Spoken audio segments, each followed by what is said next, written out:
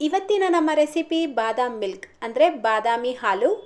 ಈ ಬಾದಾಮ್ ಮಿಲ್ಕ್ ಬರೀ ಬೇಸಿಗೆ ಕಾಲದಲ್ಲೇ ಅಲ್ಲ, ಪ್ರತಿದಿನ ನೀವು ಮಾಡ್ಕೊಂಡು ಕುಡಿಬೋದು. ಚಿಕ್ಕ ಮಕ್ಕಳಿಗೆ ದೊಡ್ಡವ್ರಿಗೆ ಎಲ್ಲರಿಗೂ ಇದು ತುಂಬ ಇಷ್ಟ ಆಗುತ್ತೆ, ನಮ್ಮ ಆರೋಗ್ಯಕ್ಕೂ ಒಳ್ಳೆಯದು.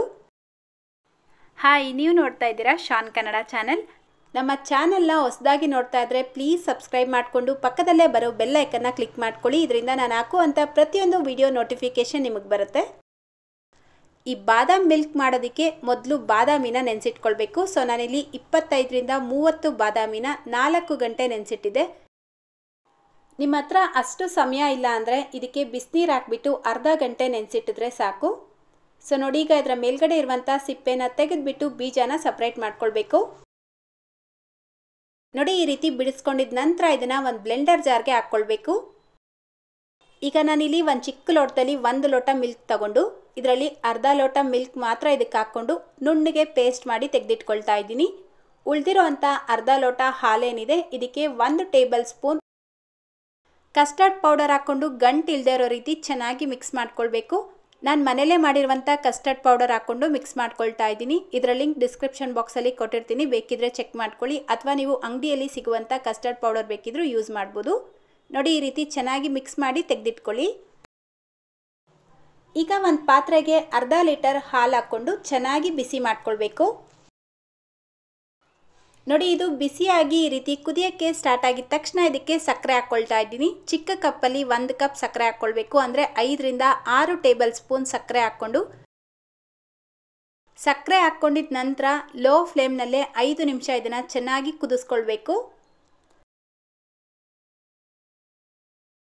ಕರೆಕ್ಟಾಗಿ 5 ನಿಮಿಷ ಆದಮೇಲೆ ನಾವು ಹಾಕಿರುವಂಥ ಸಕ್ಕರೆ ಎಲ್ಲ ಪೂರ್ತಿಯಾಗಿ ಮೆಲ್ಟ್ ಆಗಿರುತ್ತೆ. ಈಗ ನಾವು ಬಾದಾಮಿನ ಏನು ಪೇಸ್ಟ್ ಮಾಡಿ ಇಟ್ಕೊಂಡಿದ್ವಿ ಅದನ್ನು ಹಾಕ್ಕೊಂಡು ಮಿಕ್ಸ್ ಮಾಡ್ಕೊಳ್ಬೇಕು.